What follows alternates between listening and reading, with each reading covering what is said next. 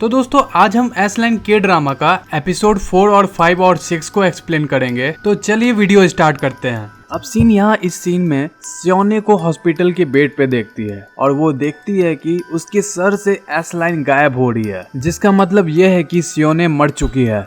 But वो अचानक से क्लास में उठती है और उसे रियलाइज होता है ये तो एक बस बुरा सपना था। अब अगले सीन में टीचर किम मिस योंग को देखते हैं और उसके पास भी ये एस लाइन वाला चश्मा था। अब यहाँ पर वो सारी टीचर्स खाना खाने जा रहे होते हैं तो मिस योंग उनसे कहती है कि मैं एक एक्टर बनना चाहती हूँ। तभी उसके स्कूल का म्यूजिक टीचर वहाँ पर आता है। तभी टीचर उसे देखकर कहती है कि ये काफी हैंडसम है और मिस योंग को भी उसके ऊपर क्रश था। रात को वो एक होटल में जाती है। इस होटल में सीन भी काउंटर पर काम करती है जो कि उन सब को उनके रूम की चाबी देती है। इधर हांजी अपने फेलो डिटेक्टिव के साथ मिलकर इस चश्मे वाले केस को सॉल्व कर रहा है।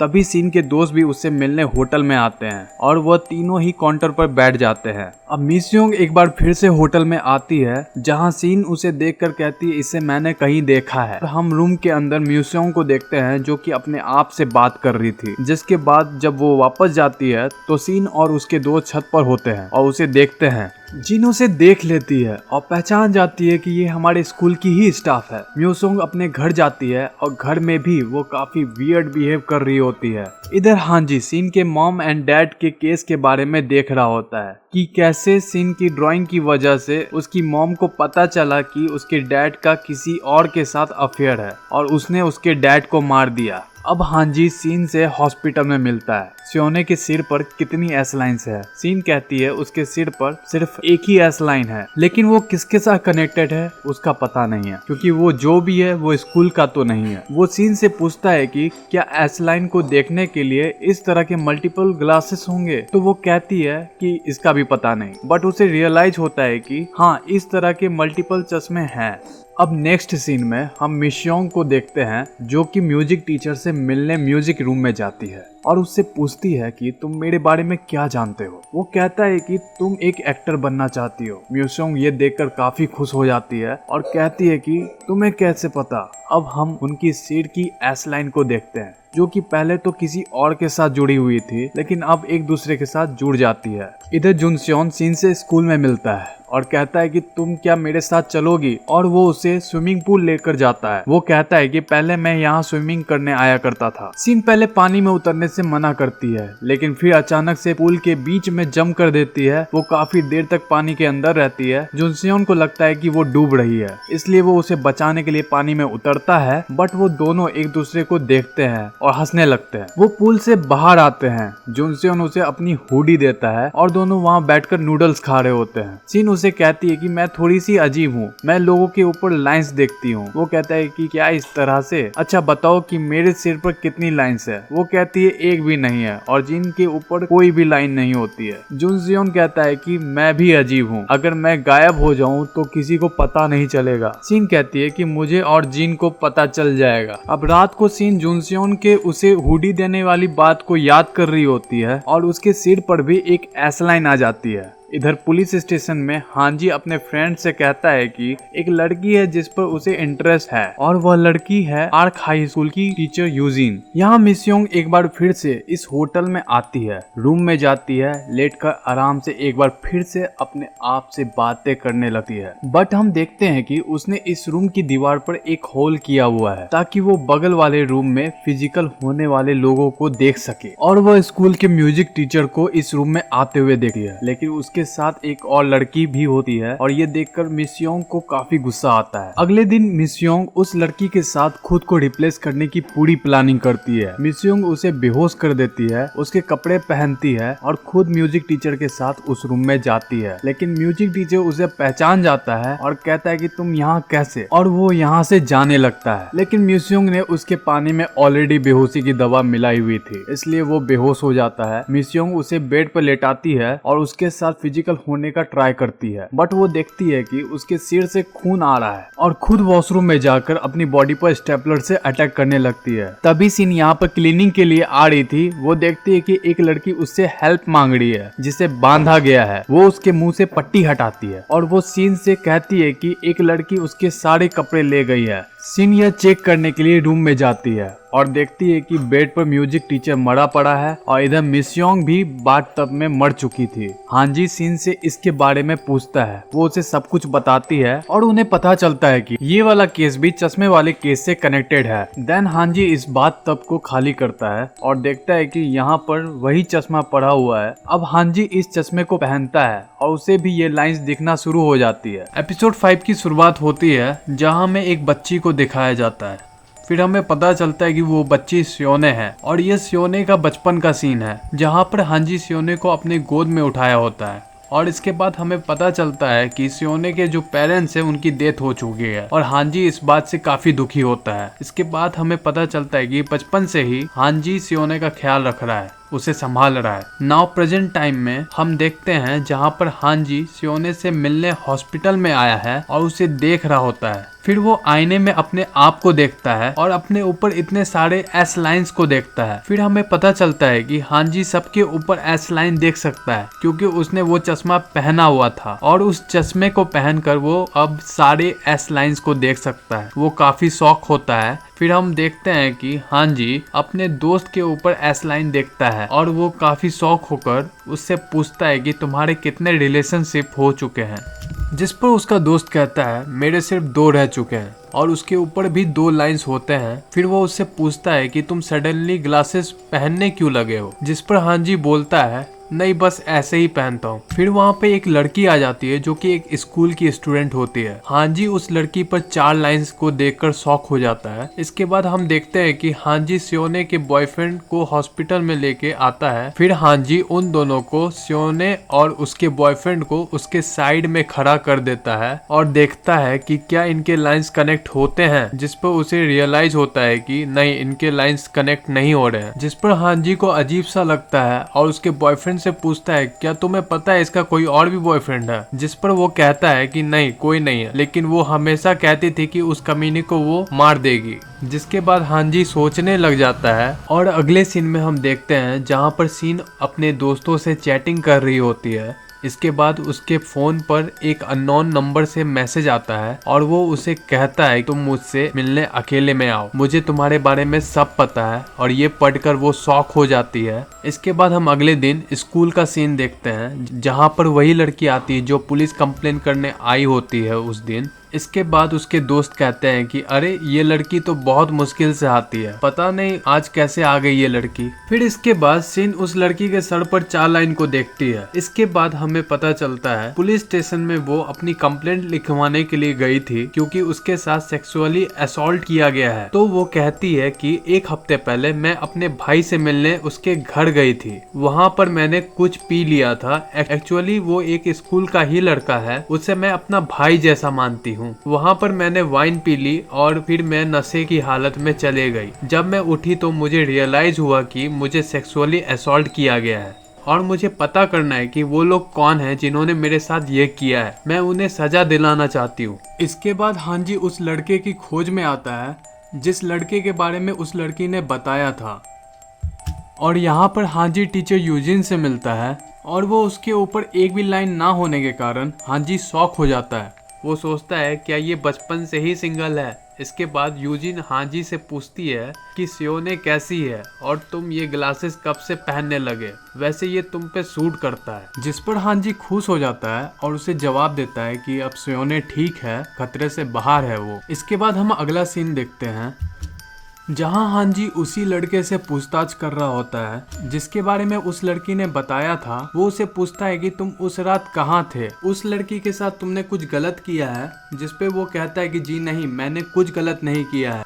फिर हांजी उसे बोलता है कि तुमने उसे दारू कैसे पिला दिया और तुम भी एक बच्चे हो। फिर वो कहता है कि जब मैं स्ट्रेस में रहता हूँ तो मैं वाइन पीता हूँ। वो मुझसे खुद मिलने आई थी और उसने खुद ही कहा था कि मुझे भी पीना है, तो मैंने हाँ कह दिया। इसका मतलब ये नहीं कि मैंने ही उसके साथ कुछ गलत किया है, मेरी कोई गलती नहीं है। और अगले सीन में हांजी स्कूल से जा रहा होता है और उसे रास्ते में सीन दिखती है और सीन को पता चल जाता है कि हांजी ने वो चश्मा पहनना शुरू कर दिया है। जिस पर सीन हांजी को बोलती है कि तुम इस चश्मे को क्यों पहन रहे हो।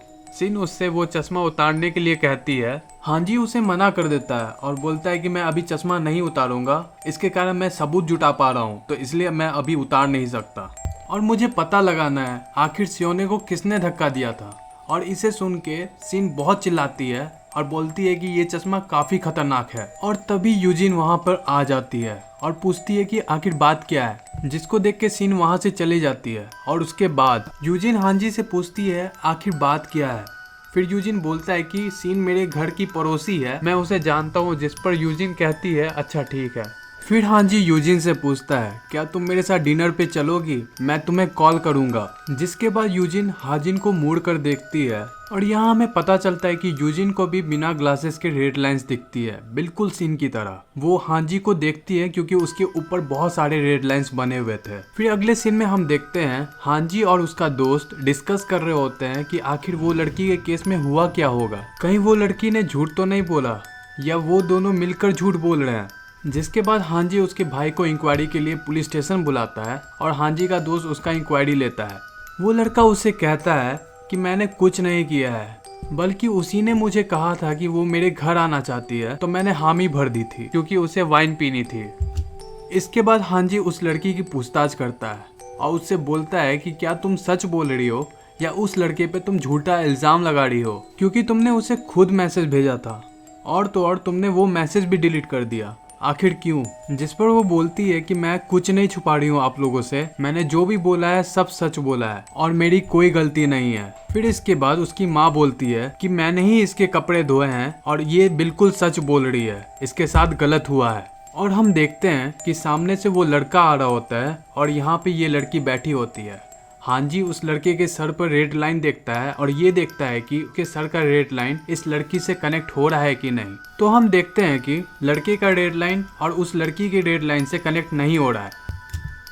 उसके बाद हांजी को शक होता है कि शायद वो लड़की झूठ बोल रही है। फिर हांजी उस लड़की को बोलता है यूजिना तुम्हें पता है ना झूठ बोलने का क्या मतलब होता है, क्यों झूठ बोल रही हो। जिस पे वो बोलती है मैं झूठ नहीं बोल रही हूँ और यहाँ सीन कट हो जाता है। इसके बाद हम देखते हैं हांजी अपने घर आ रहा होता है और सीन उसका इंतजार कर रही होती है। फिर सीन हांजी से कहती है कि तुमने मुझे कॉल क्यों नहीं किया और ये चश्मा तुम्हें नहीं पहनना चाहिए था, मैंने तुम्हें पहले भी कहा था, ये काफी खतरनाक है। फिर सीन वो चश्मा पहनती है और उसे हर तरफ रेड लाइंस दिखती है। इसके बाद हांजी सीन को एक फोटो देता है जो कि सीन और उसके मदर की फोटो होती है। फिर हांजी सीन से कहता है कि इस केस में तुम्हारी कोई गलती नहीं थी, मैंने तुम्हारी केस फाइल पढ़ी है, ये किसी के साथ भी हो सकता था, इसमें तुम्हारी कोई गलती नहीं थी और तुम्हें खुद को ब्लेम करने की कोई जरूरत नहीं है। फिर हांजी बोलता है तुम्हें याद है वो असॉल्ट वाली लड़की, मुझे लगता है कि शायद वो झूठ बोल रही है क्योंकि उसकी एस लाइन उस लड़के से बिल्कुल कनेक्ट नहीं हो रही थी। फिर सीन कहती है ये काफी स्ट्रेंज है क्योंकि एक हफ्ते पहले उसके सर पे एक भी लाइन नहीं थी। फिर हांजी को लगता है शायद वो लड़की सच बोल रही है। इसके बाद हांजी अपने दोस्त के साथ उसी लड़के के घर पर जाता है जहां पर उस लड़की के साथ असॉल्ट हुआ था। वो वहां पर जाकर उसके भाई से पूछताछ करता है। वो कहता है कि ओह तुमने सब कुछ साफ कर दिया, जहां पर उसका भाई कहता है कि हाँ मैंने सब कुछ साफ कर दिया क्योंकि मुझे क्लीनिंग का शौक है। फिर हांजी पूछता है उस लड़के से क्या ये वही जगह है जहाँ पे तुम लोगों ने वाइन पिया था। फिर वो लड़का बोलता है हाँ ये वही जगह है जहाँ हमने वाइन पिया था। और फिर वो लड़का बोलता है कि कल मुझे स्कूल जल्दी जाना है, क्या आप लोग यहाँ से जा सकते हैं।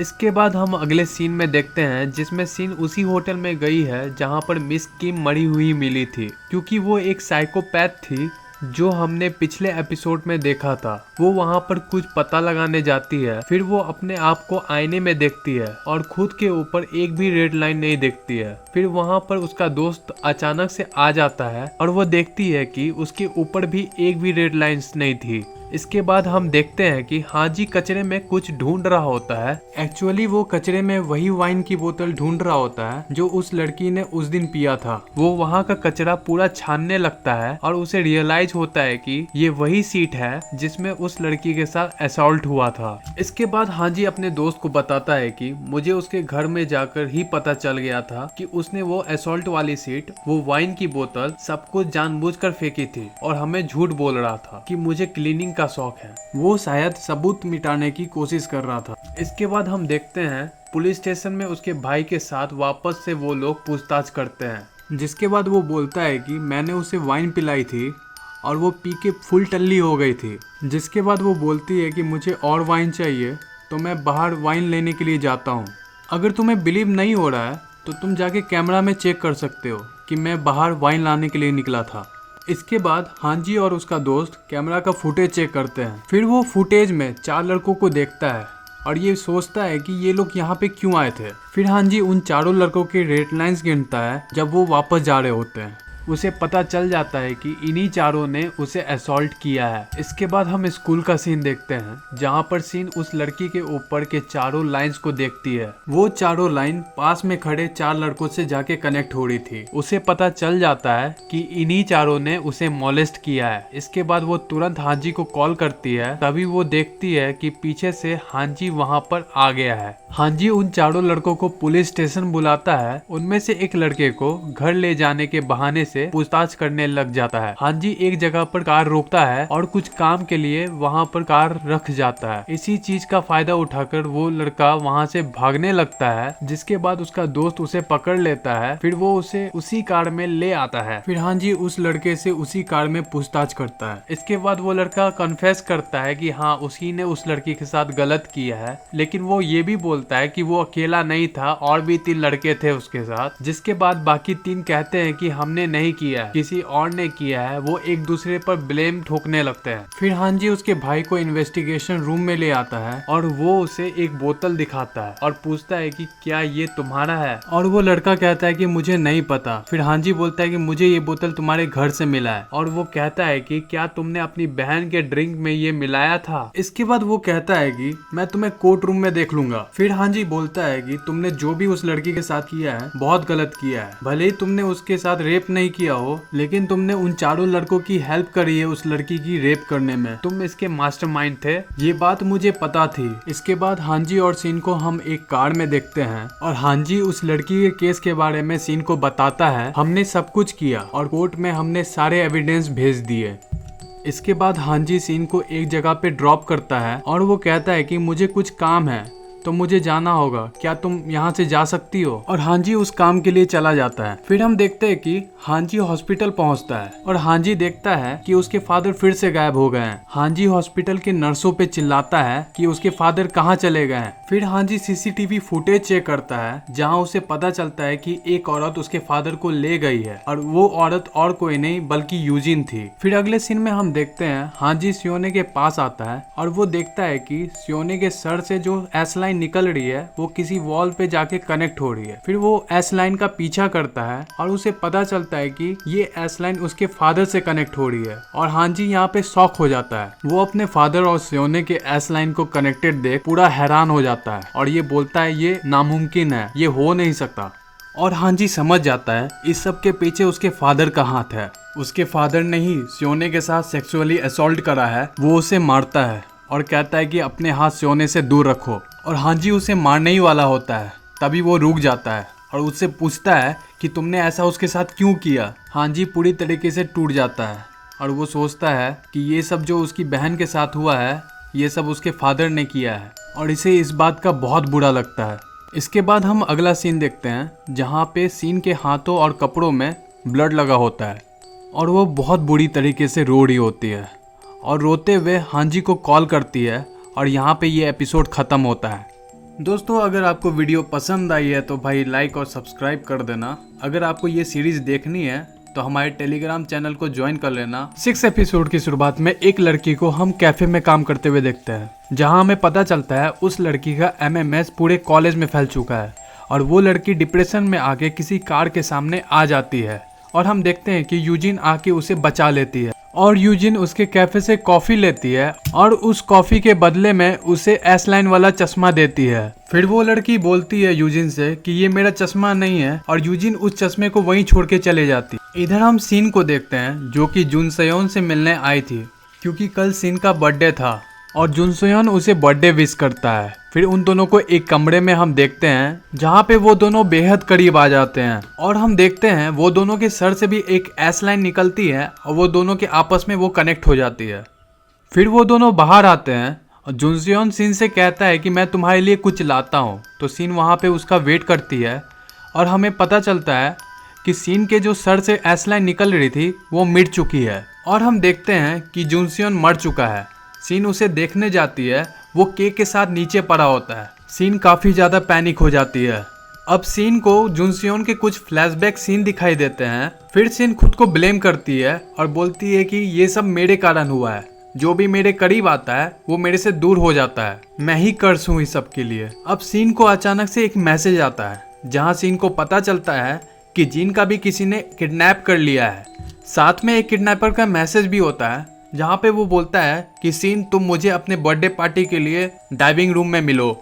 फिर सीन हांजी को कॉल लगाती है अपने मदद के लिए और सीन बताती है कि कोई मेरे बर्थडे पे कार्ड भेजा करता है।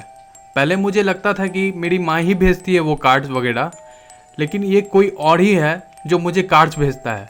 वो बस दिन गिन रहा है, वो मुझसे अपना कुछ खास काम करवाएगा और वो दिन आज ही है। और यहाँ हांजी को फादर वाले हादसे के कारण यूजिन पे शक हो गया था और हांजी सोचता है कि शायद ये सब के पीछे यूजिन का ही हाथ है। फिर हांजी सीन को बोलता है कि मैंने तुम्हारे क्लास डायरेक्टर यूजिन के बारे में पता करा है और मुझे वहाँ पता चलता है कि वहाँ पे इस नाम की कोई भी डायरेक्टर या टीचर वहाँ पे नहीं है। अब हमें सीन और हांजी को स्कूल जाते हुए दिखाया जाता है जहाँ वो एक क्लासरूम में देखते हैं कि वहाँ की लाइट ऑन है, तो वो दोनों भागकर उस रूम में एंटर हो जाते हैं। फिर वो दोनों एक दूसरे के सामने से गायब हो जाते हैं। वो होते तो एक ही रूम में हैं, लेकिन वो दोनों एक अलग ही डायमेंशन में होते हैं। और हम देखते हैं कि सीन अपनी फ्रेंड जीन को बचा लेती है। फिर हम देखते हैं कि सीन और जीन दोनों ही नीचे सीढ़ियों से जाने का कोशिश करते हैं, लेकिन ये जो डायमेंशन है वो एक भूलभुलैया की तरह है। वो बार बार एक ही तरह के रास्ते पे चले जा रहे थे और हांजी भागकर जाता है और छत का दरवाजा खोलता है। फिर हम देखते हैं सीन को भी पता चल जाता है कि किसी ने छत का दरवाजा खोला है, क्योंकि सीन भी छत पर ही होती है लेकिन अलग डायमेंशन में। और हांजी वहाँ पे समझ जाता है कि ये एक अलग डायमेंशन है, क्योंकि वो वहाँ पर कई लोगों को अलग से कपड़ों में देखता है। यहाँ पे वो कैफे वाली लड़की भी दिखती है जो कि सभी से बोल रही होती है कि यूजिन ने ये चश्मा हमें देकर एस-लाइन को खत्म करने का रास्ता दिखाया है। फिर हम उस कैफे वाली लड़की का फ्लैशबैक सीन देखते हैं जहाँ पर यूजिन उसे बोल रही होती है कि कुछ टाइम के बाद ये जो एस-लाइन तुम्हें दिख रही है वो सभी को दिखना शुरू हो जाएगा, इसलिए जिसके भी सर पर एस-लाइन है उन्हें तुम मार दो। फिर हम देखते हैं ये लड़की सारे एस-लाइन से कनेक्टेड पार्टनर को मारने लगती है, लेकिन एक पार्टनर उससे बच जाता है और वो उसे सबके सामने लाकर मारती है। अब सीन और जिन की बात होती है जिसमें कि सीन बोलती है कि मुझे एस-लाइन दिखती है। फिर जिन बोलती है हाँ, मिस यूजिन ने मुझे बताया था कि तुम्हें एस-लाइन दिखती है बिना चश्मे की, और तुम्हारे मरने के बाद भी अब सभी लोग एस-लाइन को देख पाएंगे। फिर उन दोनों में फाइट होती है जहाँ पर सीन उसके ग्लासेस को कुचल देती है और जिन होश में आ जाती है।